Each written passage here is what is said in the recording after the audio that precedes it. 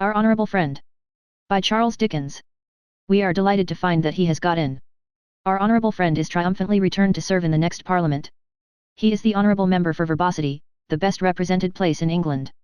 Our Honourable Friend has issued an address of congratulation to the electors, which is worthy of that noble constituency, and is a very pretty piece of composition. In electing him, he says, they have covered themselves with glory, and England has been true to herself. In his preliminary address he had remarked, in a poetical quotation of great rarity, that naught could make us rue, if England to herself did prove but true.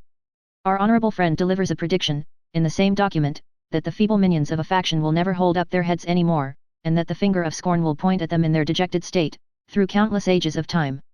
Further, that the hireling tools that would destroy the sacred bulwarks of our nationality are unworthy of the name of Englishmen, and that so long as the sea shall roll around our ocean-girded isle, so long his motto shall be, no surrender. Certain dogged persons of low principles and no intellect, have disputed whether anybody knows who the minions are, or what the faction is, or which are the hireling tools and which the sacred bulwarks, or what it is that is never to be surrendered, and if not, why not? But, our Honourable Friend the Member for Verbosity knows all about it. Our Honourable Friend has sat in several parliaments, and given bushels of votes. He is a man of that profundity in the matter of vote-giving, that you never know what he means. When he seems to be voting pure white, he may be in reality voting jet black. When he says yes, it is just as likely as not, or rather more so, that he means no. This is the statesmanship of our Honourable Friend. It is in this, that he differs from mere unparliamentary men. You may not know what he meant then, or what he means now, but, our Honourable Friend knows, and did from the first know, both what he meant then, and what he means now, and when he said he didn't mean it then, he did in fact say, that he means it now. And if you mean to say that you did not then, and do not now, know what he did mean then, or does mean now, our Honourable Friend will be glad to receive an explicit declaration from you whether you are prepared to destroy the sacred bulwarks of our nationality. Our Honourable Friend, the Member for Verbosity, has this great attribute, that he always means something, and always means the same thing. When he came down to that house and mournfully boasted in his place, as an individual member of the assembled commons of this great and happy country, that he could lay his hand upon his heart, and solemnly declare that no consideration on earth should induce him, at any time or under any circumstances, to go as far north as Berwick-upon-Tweed, and when he nevertheless, next year, did go to Berwick-upon-Tweed, and even beyond it, to Edinburgh, he had one single meaning, one and indivisible. And God forbid, our Honourable Friend says, that he should waste another argument upon the man who professes that he cannot understand it. I do not, gentlemen, said our Honourable Friend, with indignant emphasis and amid great cheering, on one such public occasion. I do not, gentlemen, I am free to confess, envy the feelings of that man whose mind is so constituted as that he can hold such language to me, and yet lay his head upon his pillow, claiming to be a native of that land. Whose march is o'er the mountain wave? Whose home is on the deep? Vehement cheering, and man expelled. When our Honourable Friend issued his preliminary address to the constituent body of Verbosity on the occasion of one particular glorious triumph, it was supposed by some of his enemies, that even he would be placed in a situation of difficulty by the following comparatively trifling conjunction of circumstances. The dozen noblemen and gentlemen whom our Honourable Friend supported, had come in, expressly to do a certain thing. Now, 4 of the dozen said, at a certain place, that they didn't mean to do that thing, and had never meant to do it. Another 4 of the dozen said, at another certain place, that they did mean to do that thing, and had always meant to do it. 2 of the remaining 4 said, at 2 other certain places, that they meant to do half of that thing, but differed about which half, and to do a variety of nameless wonders instead of the other half, and 1 of the remaining 2 declared that the thing itself was dead and buried, while the other as strenuously protested that it was alive and kicking. It was admitted that the parliamentary genius of our Honourable Friend would be quite able to reconcile such small discrepancies as these, but, there remained the additional difficulty that each of the 12 made entirely different statements at different places, and that all the 12 called everything visible and invisible, sacred and profane, to witness, that they were a perfectly impregnable phalanx of unanimity. This, it was apprehended, would be a stumbling block to our Honourable Friend. The difficulty came before our Honourable Friend, in this way. He went down to Verbosity to meet his free and independent constituents, and to render an account, as he informed them in the local papers, of the trust they had confided to his hands, that trust which it was one of the proudest privileges of an Englishman to possess, that trust which it was the proudest privilege of an Englishman to hold. It may be mentioned as a proof of the great general interest attaching to the contest, that a lunatic whom nobody employed or knew, went down to Verbosity with several £1,000s in gold, determined to give the whole away, which he actually did, and that all the publicans opened their houses for nothing.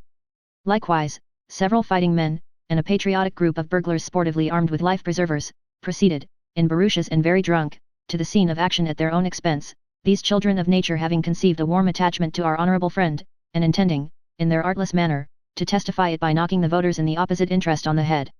Our honourable friend being come into the presence of his constituents, and having professed with great suavity that he was delighted to see his good friend Tipkisson there, in his working dress, his good friend Tipkisson being an inveterate saddler, who always opposes him, and for whom he has a mortal hatred, made them a brisk, gingerberry sort of speech, in which he showed them how the dozen noblemen and gentlemen had, in exactly 10 days from their coming in, exercised a surprisingly beneficial effect on the whole financial condition of Europe, had altered the state of the exports and imports for the current half-year, had prevented the drain of gold, had made all that matter right about the glut of the raw material, and had restored all sorts of balances with which the superseded noblemen and gentlemen had played the deuce, and all this, with wheat at so much a quarter, gold at so much an ounce, and the Bank of England discounting good bills at so much per cent. He might be asked, he observed in a peroration of great power, what were his principles? His principles were what they always had been. His principles were written in the countenances of the lion and unicorn, were stamped indelibly upon the royal shield which those grand animals supported, and upon the free words of fire which that shield bore. His principles were, Britannia and her sea king Trident.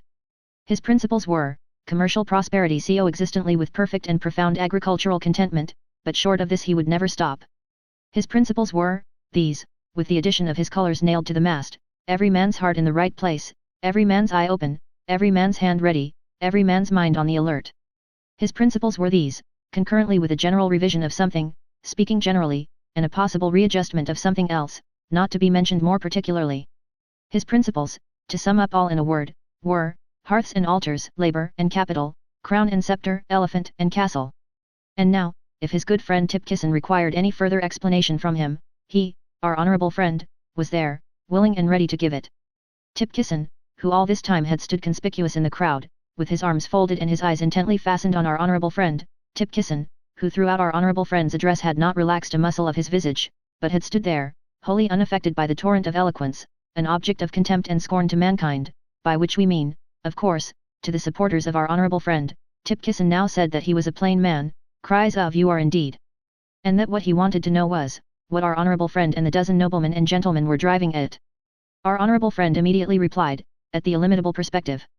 It was considered by the whole assembly that this happy statement of our honourable friend's political views ought, immediately, to have settled Tipkisson's business and covered him with confusion, but, that implacable person, regardless of the execrations that were heaped upon him from all sides, by which we mean, of course, from our honourable friend's side, persisted in retaining an unmoved countenance, and obstinately retorted that if our honourable friend meant that, he wished to know what that meant. It was in repelling this most objectionable and indecent opposition, that our honourable friend displayed his highest qualifications for the representation of verbosity.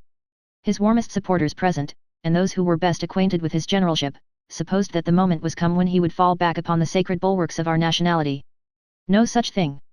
He replied thus, my good friend Tipkisson, gentlemen, wishes to know what I mean when he asks me what we are driving at, and when I candidly tell him, at the illimitable perspective, he wishes, if I understand him, to know what I mean. I do, says Tipkisson, amid cries of shame and down with him. Gentlemen, says our honourable friend, I will indulge my good friend Tipkisson, by telling him, both what I mean and what I don't mean.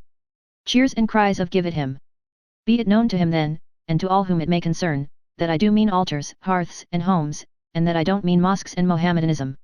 The effect of this home thrust was terrific. Tipkisson, who is a Baptist, was hooted down and hustled out, and has ever since been regarded as a Turkish renegade who contemplates an early pilgrimage to Mecca. Nor was he the only discomfited man. The charge, while it stuck to him, was magically transferred to our honourable friend's opponent, who was represented in an immense variety of placards as a firm believer in Mahomet, and the men of verbosity were asked to choose between our honourable friend and the Bible, and our honourable friend's opponent and the Koran. They decided for our honourable friend, and rallied round the illimitable perspective. It has been claimed for our honourable friend, with much appearance of reason, that he was the first to bend sacred matters to electioneering tactics. However this may be, the fine precedent was undoubtedly set in a verbosity election, and it is certain that our honourable friend, who was a disciple of Brahma in his youth, and was a Buddhist when we had the honour of travelling with him a few years ago, always professes in public more anxiety than the whole bench of bishops, regarding the theological and doxological opinions of every man, woman, and child, in the United Kingdom. As we began by saying that our honourable friend has got in again at this last election, and that we are delighted to find that he has got in, so we will conclude. Our honourable friend cannot come in for verbosity too often. It is a good sign, it is a great example. It is to men like our honourable friend, and to contests like those from which he comes triumphant, that we are mainly indebted for that ready interest in politics, that fresh enthusiasm in the discharge of the duties of citizenship, that ardent desire to rush to the poll, at present so manifest throughout England. When the contest lies, as it sometimes does, between two such men as our honourable friend, it stimulates the finest emotions of our nature, and awakens the highest admiration of which our heads and hearts are capable. It is not too much to predict that our honourable friend will be always at his post in the ensuing session.